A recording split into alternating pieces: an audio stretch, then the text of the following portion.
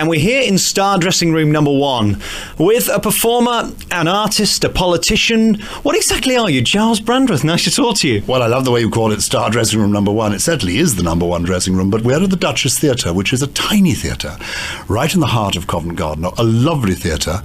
And the dressing room is really quite a modest space. It is the size of 2, perhaps 3 cupboards, but it's a lovely room to have because so many really distinguished performers have been in this dressing room, from sort of Gladys Cooper to Noel Coward to Ralph Richardson.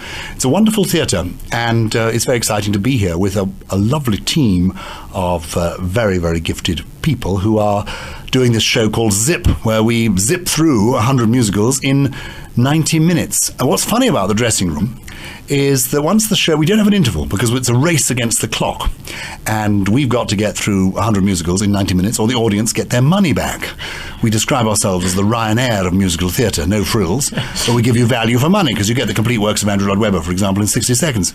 But the odd thing is that the dressing room is not somewhere that really I'm very familiar with because, yes, I get dressed in it, but once we get onto the stage, we never leave it, and then we come back. So, yes, here I am in the number 1 dressing room at the Duchess Theatre, a lovely theatre in the heart of Covent Garden. At one end of the street is the Drury Lane Theatre, where My Fair Lady is on.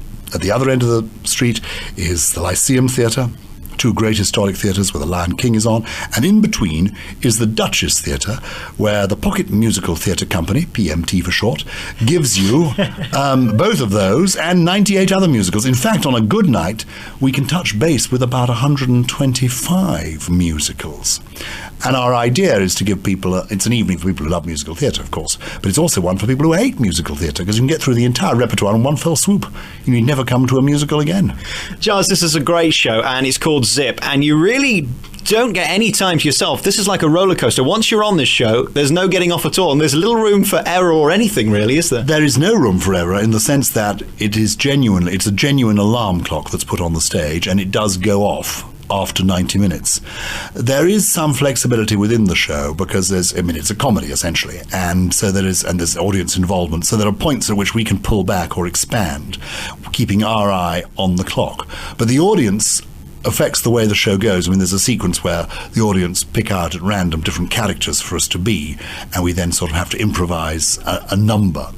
And it attempts to do several things. I mean, we both actually try to give you a kind of anatomy of what makes a musical work, the shape of a musical. We cover 100 years of musicals. We go from the first big Broadway and West End hit of the 20th century, a show called Flora Dora, written by Leslie Stewart. I've got the original programme here, put on at the Lyric Theatre, under the management of Mr. Tom B. Davis, every evening at 8 o'clock. It's the same here at the Duchess. Matinee every Saturday at 2:30, when in fact we do our matinees on Wednesdays and Saturdays at 3 p.m. But Flora Dora, there it is. And I love this programme because one of the leading ladies in the original production was somebody who gloried in the name of being Miss Fanny Dango. I think that's fantastic. Anyway, so we go from Floridora, 1899, right up to contemporary shows, Chitty Bang Bang, Bombay Dreams, you name it. If it's in the West End or on Broadway at the moment, we like to include it in Zip. I have to say, I love this show, and I've seen a lot of theatre over the last year or so making this programme. I've seen virtually every single production on the West End and on Broadway. And this is a lot of fun, this show, and I kind of love its simplicity because there's a tendency now in theatre to have the biggest set and to spend the most money on the biggest props. I know you make reference in this show to Chitty's ridiculously priced car that I believe they spent something like 1.5 million on, which breaks down virtually every other show. But that's neither here nor there. But this is a really simple show with one man and his piano and 4 amazing performers, and the guy on the piano is great as well. But it's a really funny show, and it draws your attention to how ridiculous musical theatre is, really, because it is a peculiar form of art, isn't it? It is a very strange form of art. It's sort of heightened reality. But you're right, we do have some fun with that, because the Chitty Bang Bang car, which actually is brilliant to the London Palladium, I love that production. I think it did cost something like £1.5 million. We have the same effect. I think we get the same amount of applause, and ours cost £17.50. And when we have the helicopter in Miss Saigon, it's one we bought at Woolworths for under £2. So it is possible to do these things on a sort of on a budget version. What's interesting, though, what we discovered when creating this show, and it's been a collaborative effort over the last 18 months, is that there is a shape to a musical. There have got to be certain ingredients. We couldn't just end up with snippets from shows. And you do need, I mean, for example, there's never been a musical written without love songs. Some 2,000 musicals presented on Broadway in the West End of the 20th century. Not one didn't have a love song. And they all have elements of comedy, drama. Most of the musicals are actually love stories. It's boy meets girl, boy, loses girl, boy gets girl back again. And that seems to be the essence of many a musical story. What we look at is the sources. People often go to great literature. They go to the Bible, they go to Dickens. We examine, as it were, how a musical comes about. And we try to get to discover what the indefinable magic is. And I think the reason our show is a success and people seem to enjoy it as much as they do, it's a comedy, so people like a laugh. But we won the award at the Edinburgh Festival, where we were last year, as the most popular show on the Edinburgh Fringe. And there were 5,000 shows there, some brilliant stuff, and we were thrilled to win. But I think the reason we won was threefold. One, we don't take ourselves very seriously. We are, we're a people show, we're a feel-good factor show. But two, and this is very important, we have nostalgia built in. Nostalgia is a very potent force.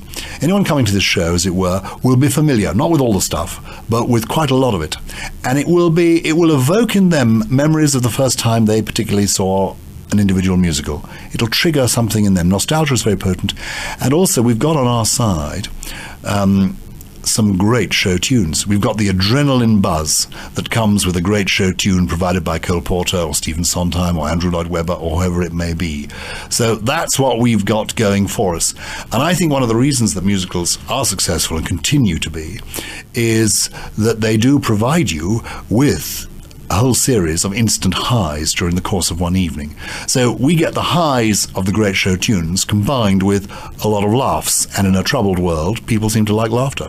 Musical theatre seems to be changing. We're learning on this programme that the way forward seems to be that the star of the show is either Queen or ABBA. Do you know what I mean? It's a band, or there's a star in it. Caprice just recently closed in Rent. She was the star of the show to drag people in. It's kind of changing. The story by itself doesn't seem to get people in anymore, does it? It's to do with the economics of it. It's simply that putting on a musical nowadays is so expensive that it can only really be done if you have got, as it were, a brand going for you. So people go back to established successes. My Fair Lady, The Lion King, these are very strong brands. One through having been a world-famous show and a movie, the other having been a very successful Disney, People know what they're going to get. Mamma Mia, the songs of ABBA, people know the tunes before they go in. The brand there is ABBA. So people actually, the investors know that it's difficult to risk something unless they've got something that they can bet on, something that they can feel secure about. And that's why nowadays people go to whatever the brand may be. It could be, Elvis, it could be Cliff Richard's back catalogue, it could be an established show. Breaking with a new show is next to impossible. The list of new shows that have flopped is so long. I mean, most shows do flop. We remember the successes, but what's interesting about Zip is that in it we include quite a few flops, including some great shows, great songs, forgive me, from flops. We do a song, one of my favorites from a show called Sideshow, which is about Siamese twins. And the song actually has the wonderful lyric, "I shall never leave you." Well, if they're Siamese twins, it's a bit inevitable, isn't it? I mean, there was a great show on Broadway called Titanic. It didn't come to the West End because it was simply too expensive to risk. I mean, they raised the Titanic. We do that as well. We raise the Titanic every night. We provide you with mermaids, waltzing waters, you name it. But we're doing it, it must be said, at the budget end of the market. To try and stage a great, big, spectacular new musical is to risk millions of pounds in an uncertain world and on a public who likes what they know. And the public knows that, Mamma Mia, we like ABBA. That's okay. My Fair Lady, we like that. We'll go to that. Of course, you can break through. People think now, I hope, Zip. Well, we hope it's a laugh a minute and we get 100 shows. You can quickly put over to them what it's about.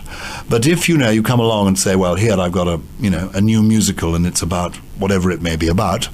The phone ringing at an unexpected moment. Do you want to get it? It proves it's live, doesn't it? Let's see who it is. Hello. Yes, it is. Sue is there. Is Gemma there as well? No, just Sue. Okay, if you ask Sue to come up to my room, tell her it's quite a climb. Okay, lovely. Bye. She could be quite a while, because it is, as you say, at the top floor of this theatre. And I want to talk to you now very finally about your performance, because it is incredible. And can I say, to meet a politician with A, a personality, and B, talent, is quite rare. It doesn't happen very often. I mean, there are some politicians that are fabulous, but you really are an amazing performer. Were you ever going to be the Prime Minister? Because you're so brilliant at performing, and you're so great at talking, and you seem to be able to communicate with normal people, which I think is lacking in politics these days, isn't it? Well, I've still got time, I hope, to be Prime Minister. I mean, I like to think I'm in my prime, and who knows what the next 20 years will bring. But in fact, I have been a member of Equity, I suppose, for, well, certainly longer than I've been involved in politics, some 30 years or so. So I began working in the theatre. My first, in my 20s, I worked in the theatre as a director and a producer and a performer. And then I got distracted and worked in television. And then I became a member of Parliament and was a member of John Major's government. And but my wife's view is this. In 1997, when I lost my seat, she said to me, Giles, listen to the people. The people have spoken. Here, somebody else is speaking. We're so busy and you're so important. Let's see who it is. This is my colleague and friend Sue. Hello. Sue and I are working on a new show together. Oh, really? Yeah, we can't tell you anything about it. It's very hush-hush. Oh, right. Okay. But we're going to have a little working session in a moment. We've been caught... Are you okay, Sue, darling? Yeah, I'm fine. You can go and sit over here. We're just finishing this world-exclusive interview. Sorry. That's okay. Perch yourself there, and I'll get the kettle on in a second. And we're going to be creative. Absolutely. So I ought to explain to your listeners that we're meeting between shows. And thank you so much for that, because I would not want to meet me on a two-show day. Thank you so much. Well, I'm high today because I'm seeing Sue. That's really what's kept me going. Not entirely you, charming as you are. No. You don't need to say that. I know you don't want to be talking to me. One of the reasons that we don't have an interval in our show is, well, there are two reasons. One reason is that the theatre we're in, the Duchess Theatre, holds the record, for the shortest run in the history of world theatre. It's in the Guinness Book of Records. In 1930, there was a show put on here that closed before it opened. It actually closed during the first performance. It didn't get beyond the interval. So I thought, we're not going to risk having an interval in our show, so we can't break the record. But we've already done 100 performances, so we seem to have survived. And the reason we don't have an interval is that I think it's quite exciting, as it were, to have the momentum, to have the energy of, this race against the clock, this exploration of a century of musicals. You can build the laughter, you can keep the momentum going. But we do, because I think it's important for people who want to come out in the West End. It's not cheap. Well, actually, it's quite cheap here. You can get into the theatre for about 15 quid. But, it goes from 15 quid to 30 quid. And by the time there are two of you and you've got into London, etc., it's not a cheap night out. You've got to make an occasion of it. And so we have a party here, genuinely, every night after the show. We all repair to the Unzipped Club, also known as the Stalls Bar, where we have a team of singers and dancers who are performing songs that don't feature in Zip. And the casts go every night. So if you want to meet me, that, of course, could be a disadvantage. But I don't force myself upon you. You can find me in a corner of the bar, singing quietly and having a glass of wine. So that's a little extra feature, because I think we've got to make, in order for people to come to live theatre, you can see a great big glossy musical. Chicago's been made into a fantastic movie, but it's not real people up there. I mean, it is, but it's glossy. It's a cinema version. It never changes. Come to the Duchess Theatre to see Zip. And it's just half a dozen vulnerable human beings strutting their stuff. They are actually, most of them, I don't include myself in that, but most of them are very gifted, very experienced people. But it is a real experience. And that for us is exciting too. The show varies every day, depending on the audience. And it really is an intimate venue. You can see the whites of your eyes, and you're a wonderful... You contort in all kinds of ways, and that's brilliant to see you on stage. There is just one thing, though, Giles.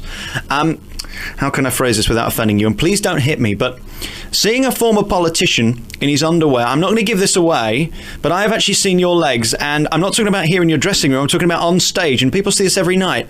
What possessed you to do that? And don't tell us why, because they need to come and see it for themselves. Well, the show really set. I mean, one of the reasons this thing came about was because my wife didn't want me to go back into politics, and she said, the people have spoken. They don't want you. They just don't want you. Just do anything else. Do whatever you want to do most, but don't go back into politics. And I thought I wanted to be in a musical. And then I thought, which musical do I want to be? And I thought, I wouldn't mind being in My Fair Lady. rather good as Henry Higgins. I thought, well, actually, I could do a bit of an Elvis. Then I thought, well, there's a touch of Barbara Streisand in us all. Maybe I should do Hello, Dolly. And so it gradually grew. And that's where the idea of doing 100 musicals on one stage in the same night came about. And so while wonderful players like Andrew C. Wadsworth, who's been in so many West End shows, got a voice like an angel, and C.J. Johnson and Amanda Simons and Stuart Barr, musical director, are giving you the quality. I do lark about, because it is supposed to be a comedy, and you're right, I do get into one or two fairly outrageous outfits, but I would explain to listeners of a sensitive disposition that it's all very brief. It's actually in the best possible taste. It's designed to raise a laugh, and this is a family show. You can safely in fact, people do bring quite small children, and they bring quite elderly. It's very interesting. It seems to be a feel-good show that works for we get lots of students, lots of foreign tourists, lots of youngsters, and I think it's because of this mixture of laughter and the buzz of the big show tunes is what's making it work. As I say, theatre is really changing, and there seems to be a lot of awry words cropping up in the most average of musicals these days. I mean, you've only got to go down to We Will Rock You, which is a fabulous show, and I've said it on this programme before, it's great, but there are words in it that I wouldn't particularly want my 12-year-old to hear. It seems as if, even in the normal shows these days, they put words in just to shock or something. So it's great to come to a show that is just normal, and it's you, and you can see you clearly, you can hear you clearly, and you can't even do that in some theatres these days. And it's a great show. It's Zip, it's on. Where are we today? We are at the Duchess Theatre in the heart of Covent Garden. Come now, because we're not going on tour this year, that we're going international this year. We're off, I think, next to Canada, to the Montreal Comedy Festival, then to America. But if you want to see us, come right away, please, to the Duchess Theatre, and I'll see you after the show in the Unzipped Club.